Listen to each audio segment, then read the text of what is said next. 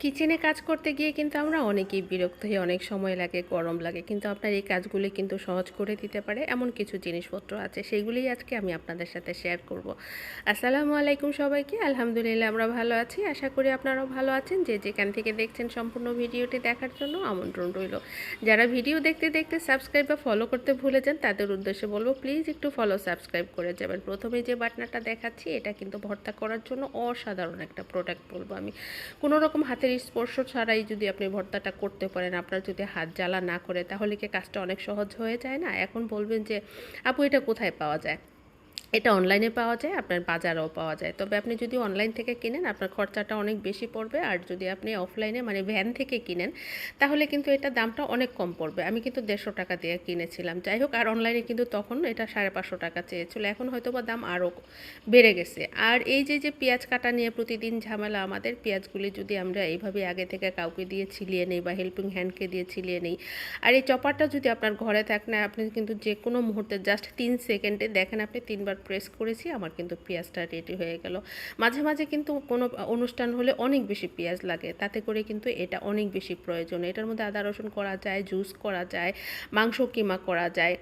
এরপরে বটি দিয়ে কাজ করতে করতে কিন্তু আমাদের ব্যাক পেন হয়। যাদের ব্যাক পেন আছে তারা কিন্তু কখনোই বসে কাজ করবে না। আমার ব্যাক পেন থেকেই কিন্তু আমি দাঁড়িয়ে কাজ করার অভ্যাসটা গড়ে নিয়েছি, আগে বটি দিয়েই কাজ করতাম।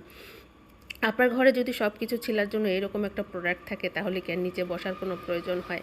আর এই যে যে প্রোডাক্টটা দেখাচ্ছি আমি, এটা কিন্তু একটা ভাজি কাটার জন্য, মানে যে কোনো জিনিস আপনি এটার মধ্যে ভাজি স্লাইস কাটাকাটি করতে পারবেন। এখানে 4টা ব্লেড দেওয়া থাকে, আপনি কিন্তু চেঞ্জ করে নিতে পারেন। এখানে চিকন করে ভাজি করা যায়, মোটা করে ভাজি করা যায়, তারপরে স্লাইস করে করা যায়। সব ধরনের ভাজি কিন্তু আপনি এটার মধ্যে করতে পারবেন। তাছাড়া এখানে আমি করলা কেটে দেখাচ্ছি। করলা কাটতে কিন্তু অনেকেরই বিরক্ত লাগে, এখানে একটু বেজে যাচ্ছে। আপনারা হয়তো বা বলে পারেন ব্লেডটা খারাপ কিনা, না আসলে আমার করলাটা কিন্তু একটু তাজা কম ছিল, মানে 3-4 দিন আগে ফ্রিজে রাখা ছিল, এই কারণে একটু বেজে বেজে যাচ্ছিল।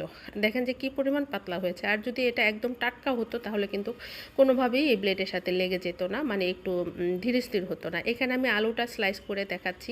আমি যেহেতু করলা ভাজিতে স্লাইস করে আলু দেই, এই জন্য আমি স্লাইসটা দেখাচ্ছি, আলু ভাজি করে আজকে দেখাচ্ছি না। আলু ভাজির জন্য কিন্তু এই প্রোডাক্টটা অন মানে সেই রকমের ভালো বলবো আমি। মোটা ভাজি, চিকন ভাজি সবই করা যায়। আর এই স্লাইসটাকে আমি ছুরির সাহায্যে 4 ভাগ করব, 4 ভাগ করে তারপর আমি ভাজিতে ব্যবহার করব। কেউ আবার মনে করবেন না যে এটা আমি এইভাবেই ভাজিতে দিয়ে দিব।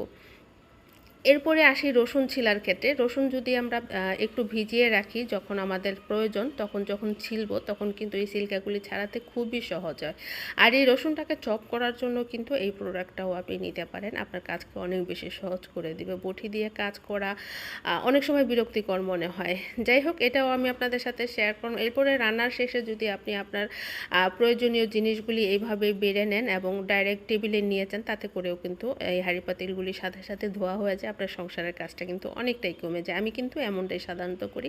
এই হাঁড়ি পাতিলগুলি সাধারণত আমি রাত পর্যন্ত জমিয়ে রাখি না, আর তারপরের দিন পর্যন্ত জমিয়ে রাখি না। যথাসাধ্য চেষ্টা করি দুপুরবেলা এই সমস্ত ধোয়া পাকলাটা আমি পরিষ্কার করে নিতে। এরপরে যখন রান্নাবান্না শেষ হয়ে যায়, আমার কাছে যদি মনে হয় যে কোনো কিছুর মধ্যে একটু ময়লা ময়লা লাগতেছে বা একটু তেল তেলা লাগতেছে, তখন কিন্তু আমি যখন কাটা তখনই পরিষ্কার করে ফেলি।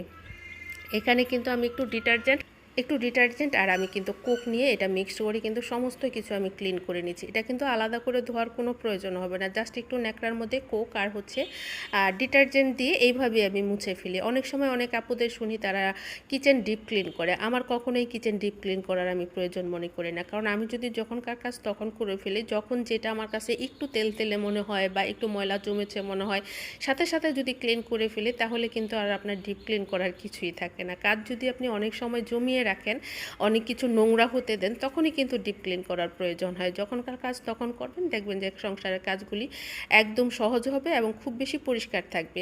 আর আমাদের মেয়েদের মধ্যে কিন্তু একটু শাড়ি, চুড়ি, গয়না, কসমেটিক্স এগুলি কেনার অভ্যাসটাই অনেকের বেশি আছে, কিন্তু কিচেনে কী দিয়ে কী হচ্ছে, কোনটা নোংরা আছে, কোন জিনিসটা হলে কিচেনের কাজটা সহজ হবে, এই জিনিসটা কিন্তু অনেকের মধ্যেই কাজ করে না। কিন্তু বিশ্বাস করেন, আমার শাড়ি, চুড়ি, গয়না কোনো কিছুর প্রতি কোনো আকর্ষণ নেই, বাট কিচেনের সুন্দর সুন্দর জিনিস কিনতে ভালো লাগে, পরিষ্কার করতে ভালো লাগে। কিচেনের পেছনে টাকা পয়সা খরচ করতে আমার কখনোই কষ্ট লাগে না।